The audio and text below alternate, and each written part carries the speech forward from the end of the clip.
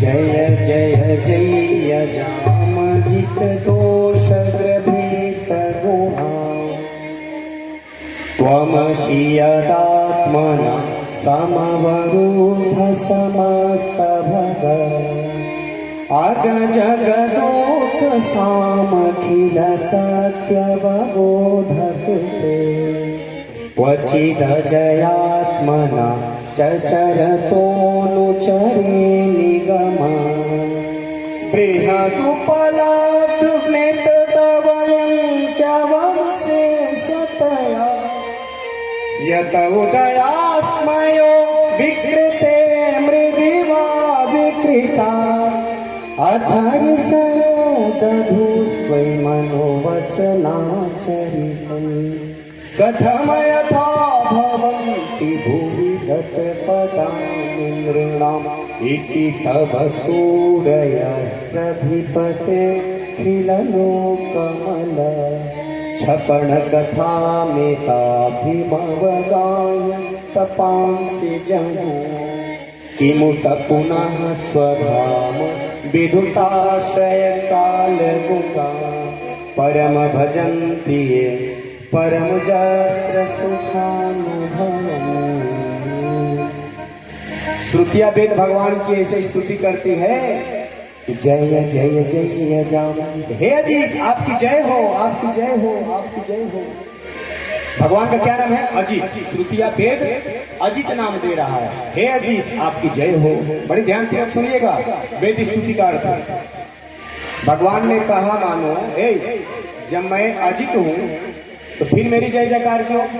जय जयकार तो उसकी होती है जिसको हारने का डर होता है। जैसे नेता लोग को हारने का डर होता है तो अपनी जय जयकार लगवाते हैं, जिंदाबाद जिंदाबाद के नारे। जब मैं अजीत हूं कभी हारता ही नहीं तो फिर मेरी जय जयकार क्यों? तो श्रुतियां कह रही हैं कि हाँ आप अजीत हैं, आपकी हार नहीं होती है, लेकिन एक जगह आपकी हार दिख रही है हमें। भगवान ने कहा कहां दिख रही है?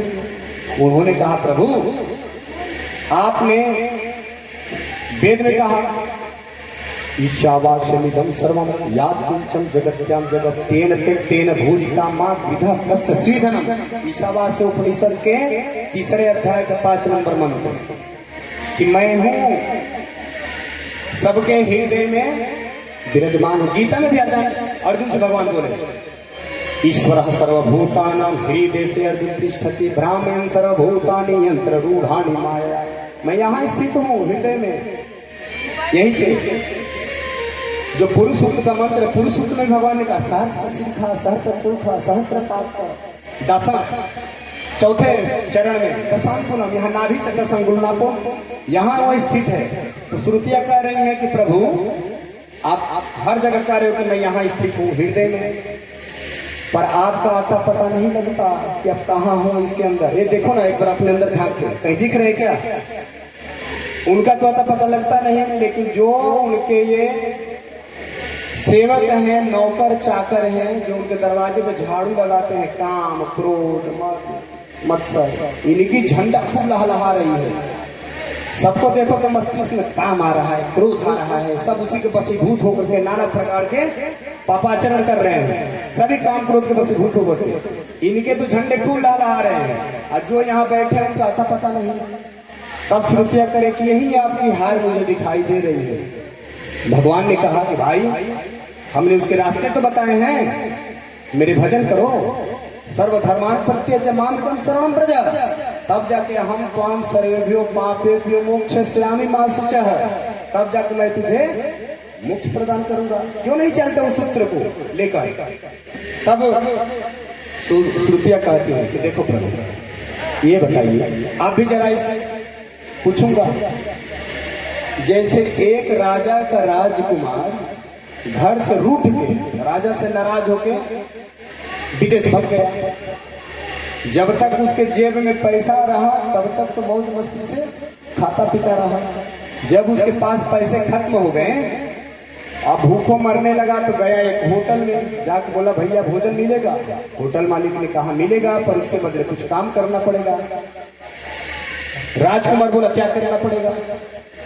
होटल मालिक ने कहा सब लोग भोजन कर लेते हैं, यही प्लेट धो दिया करो, उसके बाद जितना चाहे उतना भोजन कर लो।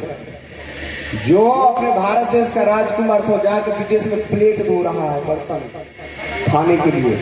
इतने में इसी देश का मंत्री एक बार व्यापार के सिलसिले में गया विदेश और उसी होटल में जाकर संजोग बस ठहरा। और जैसे टेबल पे भोजन करने बैठा वहीं राजकुमार आया पत्तल उठाने के लिए, बर्तन उठाने के लिए। अब जैसे मंत्री ने देखा ये तो हमारे राजकुमार, राजा का पुत्र राजकुमार है। होटल मालिक को बुलाया, राजकुमार भी देखा मंत्री को, शर्मा के भागा अंदर। होटल मालिक को बुलाया, इधर आओ, अभी जो ये प्लेट उठा रहा था कौन है?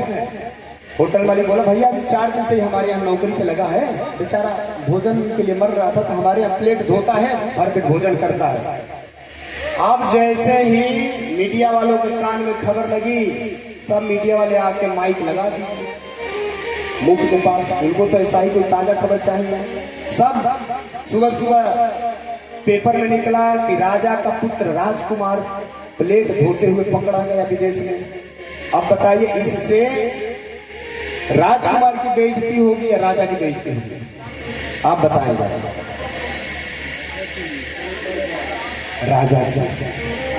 राजा की बेइज्जती होगी ना। उसी प्रकार श्रुतियां करे कि प्रभु आपकी हार दिख रही है, आपके काम क्रोध के झंडे हृदय में, मस्तिष्क में, अंतःकरण में, मन बुद्धि चित्त अहंकार में लहलहा रहे हैं। तो प्रभु इससे अगर हम माया के वशीभूत होकर के आपको प्राप्ति न कर पाए तो इसमें आपकी हार और आप ही की बदनामी होगी।